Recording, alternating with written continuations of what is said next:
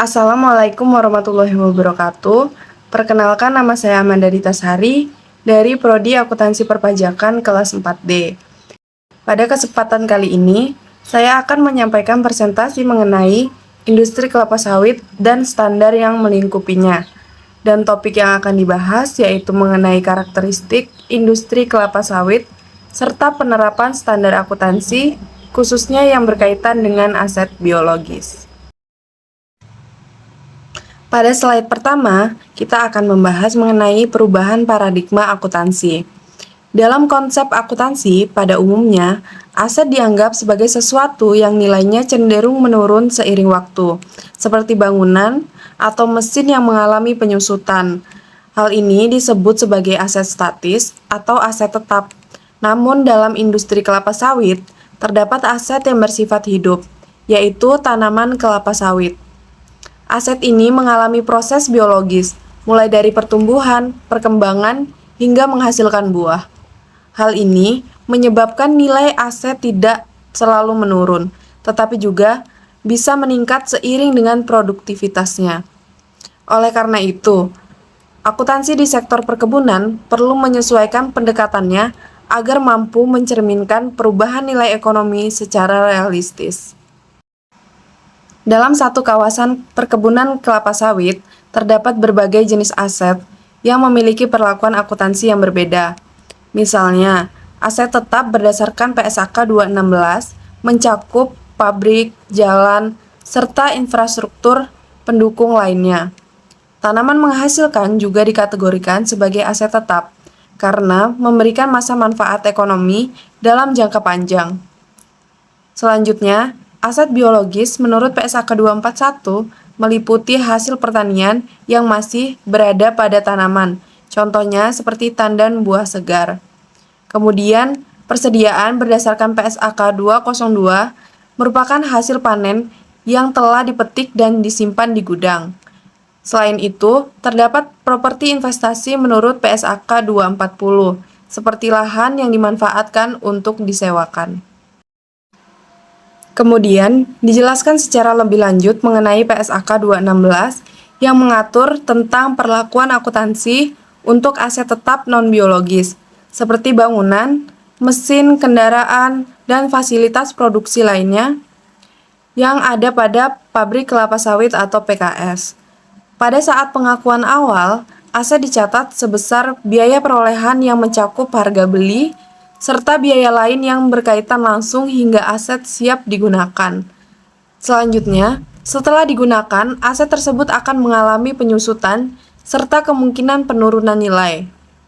Proses penyusutan dilakukan secara sistematis selama masa manfaat untuk menggambarkan berkurangnya manfaat ekonomi dari aset tersebut. Namun, pada kenyataannya terdapat tantangan PSAK 216 dalam mendepresiasikan asetnya. Kondisi lingkungan seperti iklim tropis, kelembapan tinggi, dan resiko korosi dapat mempercepat kerusakan aset. Selain itu, perkembangan teknologi juga membuat aset yang masih layak secara fisik menjadi kurang efisien secara ekonomi. Hal ini dapat menimbulkan perbedaan antara umur fisik dan umur ekonomis aset. Untuk mengatasi hal tersebut, perusahaan perlu melakukan evaluasi secara berkala terhadap masa manfaat aset, serta menyesuaikan metode penyusutan dan mengakui penurunan nilai jika diperlukan. Sesuai dengan pembahasan sebelumnya, terdapat perbedaan perlakuan standar akuntansi antara tanaman menghasilkan dan tandan buah segar. Tanaman menghasilkan diatur oleh PSAK 216 karena tanaman kelapa sawit dapat menghasilkan tandan buah segar secara berkelanjutan dan diukur menggunakan biaya historis. Sedangkan tandan buah segarnya diatur oleh PSAK 241 sebagai aset biologis yang sedang bertumbuh dan diukur menggunakan nilai wajar. Selanjutnya, PSAK 241 memandang pertumbuhan biologis sebagai sebuah mesin nilai yang menciptakan keuntungan finansial secara otomatis melalui proses alami seperti pertumbuhan dan produksi buah.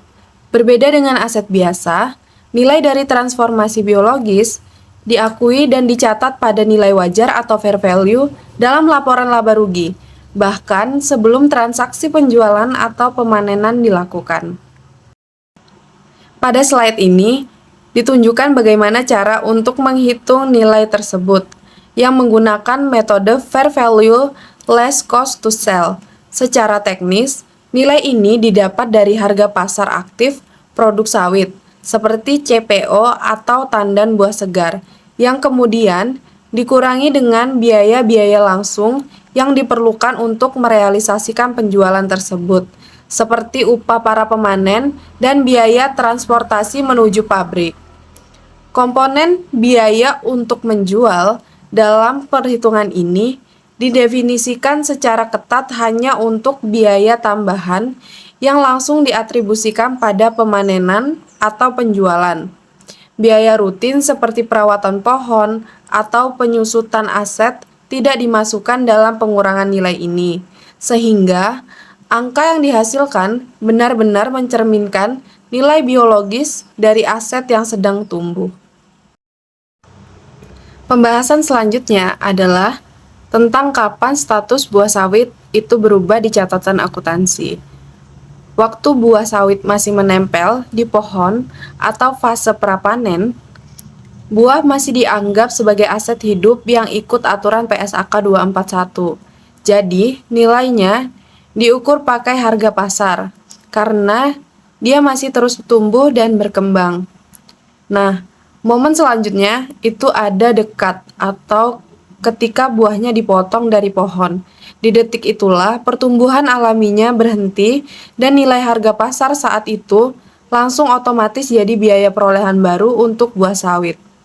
Setelah lewat momen panen tadi atau masuk fase pasca panen, buah sawit ini statusnya resmi berubah jadi persediaan atau inventory dan pindah aturan ke PSAK 202. Dan saat sampai di gudang atau pabrik, cara hitung nilainya pakai prinsip mana yang lebih rendah antara biaya perolehan atau nilai realisasi neto. Dari banyaknya pembahasan tadi, berikut adalah perbedaan antara PSAK 216 dengan PSAK 241. Kita perlu tahu perbedaan kedua PSAK ini untuk mencegah kesalahan klasifikasi aset yang bisa berakibat fatal pada penyusunan neraca. Perbedaan ini memastikan kita memisahkan antara aset tetap yang nilainya menyusut secara rutin lewat depresiasi dengan aset hidup yang nilainya fluktuatif mengikuti harga pasar atau fair value less cost to sell. Dengan pemisahan yang jelas, laporan laba rugi perusahaan bisa mencerminkan realitas finansial yang akurat, baik dari beban penyusutan maupun keuntungan dari pertumbuhan biologis. Selain PSAK 216 dan 241, terdapat juga PSAK 240 tentang properti investasi yang sering disebut sebagai anomali lahan dalam konteks perkebunan. Intinya, aturan ini berlaku untuk lahan atau bangunan yang dimiliki perusahaan, tapi bukan untuk operasional inti kelapa sawit, melainkan untuk disewakan ke pihak lain atau demi mencari keuntungan dari kenaikan harga tanah atau kenaikan modal. Untuk menentukan klasifikasinya, ada logika sederhana yang bisa diikuti. Jika properti tersebut dipakai untuk operasional inti, seperti perumahan karyawan atau gudang perusahaan sendiri, maka masuk ke PSAK 216 sebagai aset tetap.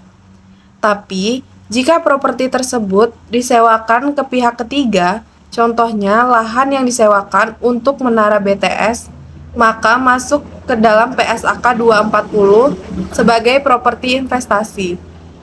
Metode pengukurannya boleh memilih menggunakan model nilai wajar atau model biaya, tapi harus dilakukan secara konsisten setelah menentukannya. Industri kelapa sawit juga menggunakan PSAK 208 yang berfungsi sebagai panduan navigasi saat realitas di lapangan, seperti kondisi biologi atau lingkungan perkebunan, ternyata tidak sesuai dengan prediksi awal. Standar ini membedakan dua cara penanganan berdasarkan arah waktunya.